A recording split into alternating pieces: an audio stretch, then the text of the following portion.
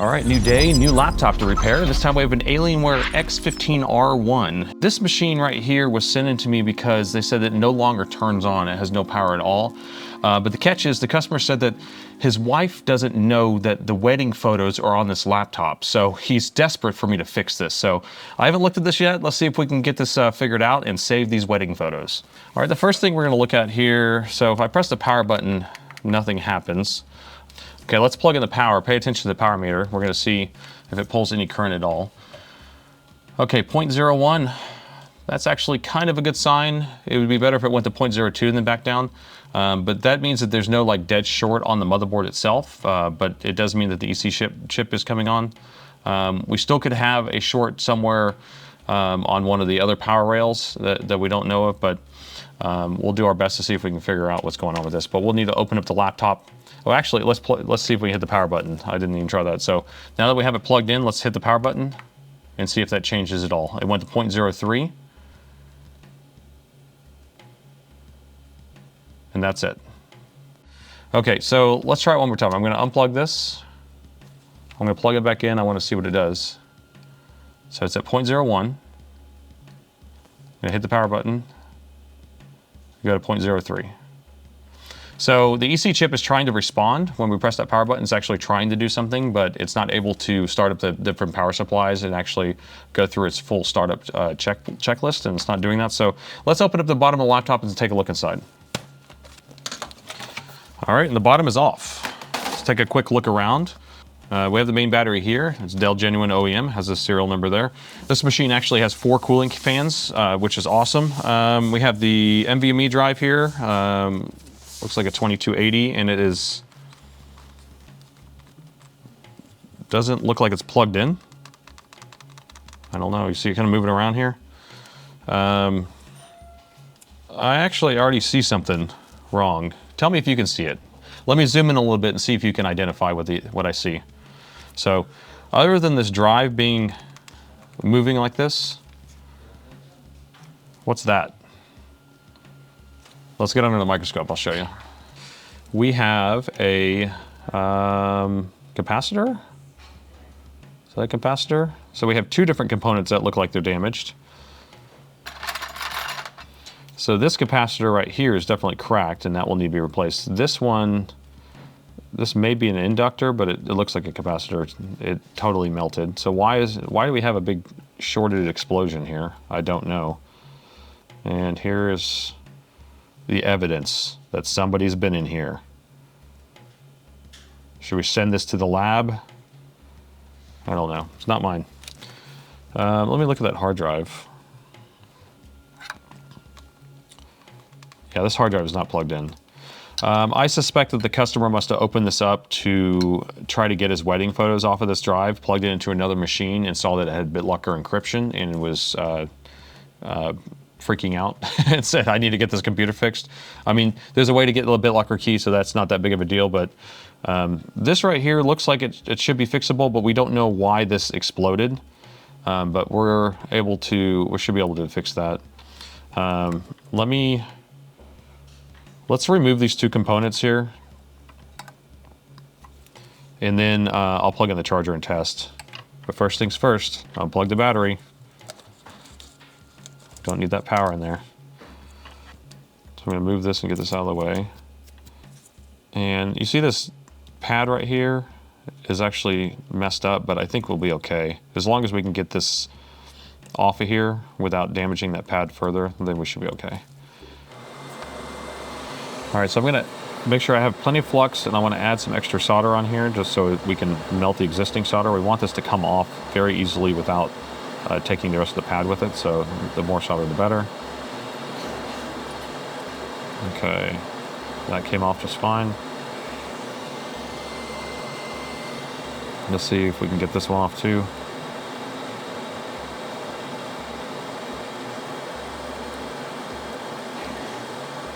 Okay.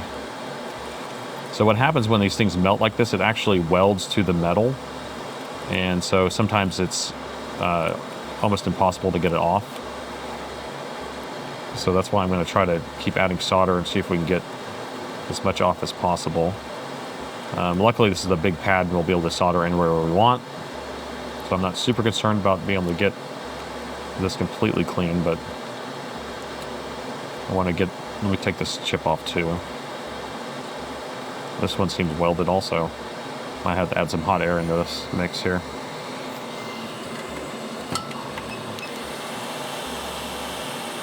This board's really thick, so it takes a long time to heat up, but hopefully we can get these parts off pretty quick. I don't want to heat this whole area too much. I'm trying not to get too much heat on these. There we go, that's getting loose. It's starting to melt. Yeah, this one's welded on here too. I mean, it is completely secure. There we go. There it goes. Move it slowly, gently. Okay, got that off. Now can we get the rest of this junk off of here? Yeah, see, this thing is welded to the metal. Okay. Nice. All right, let's get this cleaned up so we can see what we're looking at, see what we're working with here.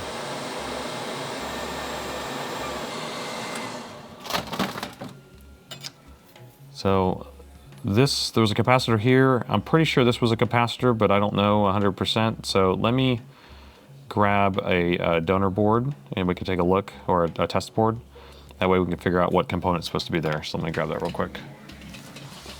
All right, so here's a test board and it's laid out a little different. Let me see if I can get another version. Nope, here it is, it's right there.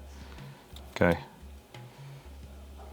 So what I'm seeing is we have a component here, a capacitor of some value, and we have a capacitor of some value here, and another capacitor of some value there. Right? 1, 2, 3. So these capacitors are going to act as some sort of filter, or to stabilize a voltage of some sort that's oscillating. So this machine should actually turn on without it. I just want to check to see that it's functioning, and then we will replace these. And I think we'll be okay with being able to put a new one here, and we'll put another one there, and we'll put another one there, and we'll figure out what values they are based on our test board here. But first, let's see if it actually turns on now. Keep an eye on the power meter. Okay, we went to 0.04, then 0.02. And 0.02 is what we were looking for before. Remember how it only went to 0.1? So now when I press this, hopefully it will come on. And I got the keyboard backlight. I got 2 amps, 5 amps. I got the Alienware screen. And then we got a CMOS reset error and a low wattage charger, because I have a lower wattage charger than it needs. So we verified the system's coming on, which is good news. Let's replace those 3 components and install this hard drive the correct way, and hopefully we can get it booted straight up to his operating system and recover those wedding photos. All right, so on this donor board, well, this isn't a donor board actually, this is gonna be just a test board. So I can't just steal these components, but I can take them off to measure what values they're supposed to be. And so we'll start with, and then we can just go find those values on a donor board. Okay, so we'll move these over and then we'll measure them, but we can't measure them in line. If you have them installed on the board, then there's lots of other components that are going to be in parallel with it, and so the reading will be wrong. So I'm just going to temporarily unsolder them and move them over so we can measure them, and then we'll put them back.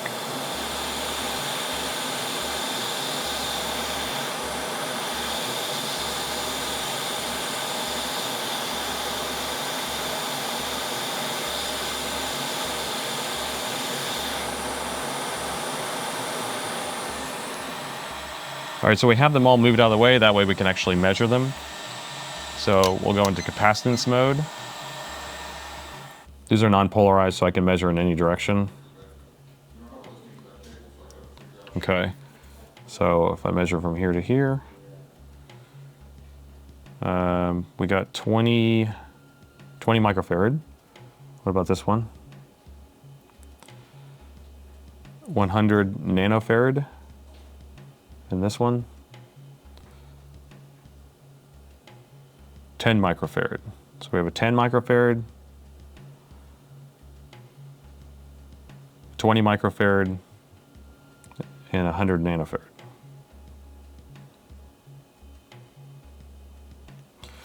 Okay, so now I'll just go find some of those on some donor boards and we'll pull those off and I'll get them installed. Back here I have a bunch of donor boards so I can go through, and they're already designated as bad where I can just take the parts off of them. They're non-functioning boards, so we're not going to be damaging them. All right, so I got some capacitors. I was able to get some out of this donor board here. It took me a little while of measuring, but now that I have them, let's go ahead and get these installed. I'm going to give you a perception of scale here, just so you can see how tiny this is. There's my finger. And don't steal my fingerprint. There you go. So it almost looks like, I don't know which one burned out first, but I don't know where this capacitor is because it was missing completely, but this one was the one that really blew out, and I guess there was a lot of heat and it probably cracked this one too. So we're going to see if we can solder across this. I'll probably solder more in this area like this, and then we'll solder this over here. But let me put some fresh solder on these pads, and that way we can get it all fixed up.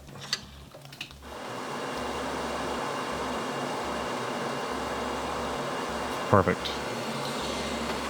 All right, I'm going to start with the harder one to install, which will be this one. Because I want to make sure I have enough room to get this little one installed there, but I want to make sure this one's going to be able to solder on. I'm going to have to do it crooked. I'm sure people will give me a hard time about that, but you have to do what you have to do. These aren't carrying a bunch of current or anything. These are just for filtering.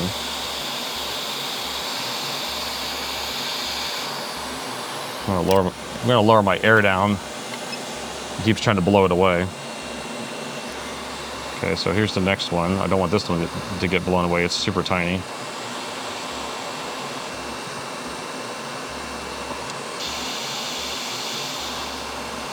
Okay. The last one.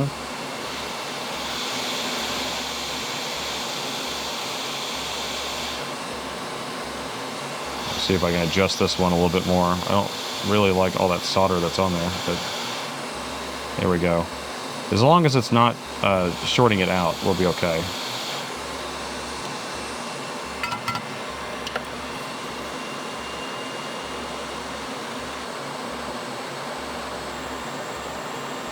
Okay.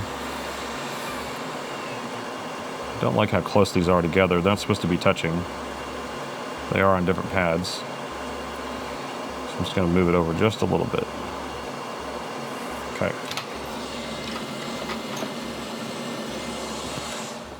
Let me clean it up so we can see what we're working with here. This is pretty ugly. I'm not very happy with how it looks. But function is what we're looking for, right? So, and because that pad was ripped, I had to do it a little sideways. Okay, let's measure. I'm in continuity mode. I just want to make sure that these 2 points aren't touching, right?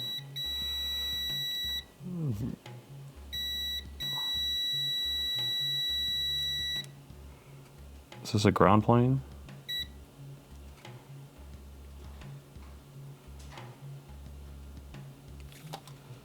Make sure these aren't touching. Let's look from another angle.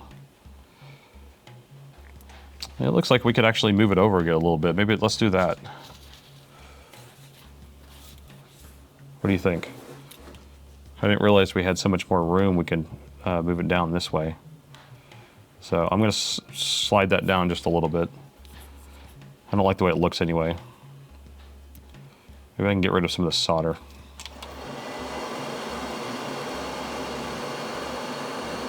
Okay. All right, let's try this again. I'm just going to move it down just a tad. I got rid of some of the solder. We don't want anything to blow away, so I'm going to try to blow on top. I have lower air speed. And right as it starts to melt, I'm going to back off a little bit. There we go. That's all I was trying to do, is just move it down just a little bit. It's much better.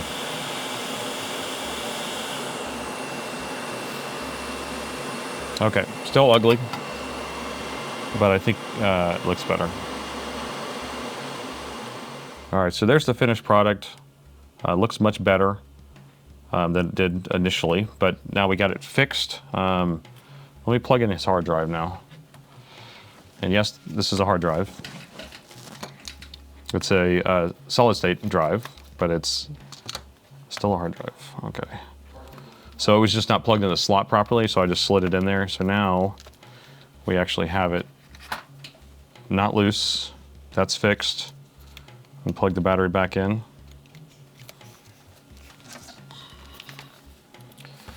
And the moment of truth.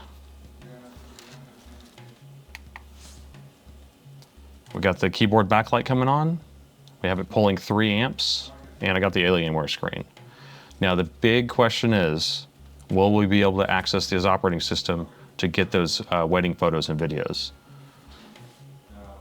All right, it is booting the Windows right now, so we're not having a BitLocker error or anything like that. And we have made it to his login screen. You see that? So this was an interesting one, a quick video, but it just shows you that sometimes things are kind of straightforward when it comes to a repair like this. So one of those capacitors had to have went short or cracked. It produced a lot of heat and then ended up burning up the stuff around it there. But by just replacing those capacitors, we were able to fix this laptop, and now we can get it back to him so we can get his wedding videos and photos. And I'd love to know your thoughts on this one, and thanks for watching. I saved another laptop!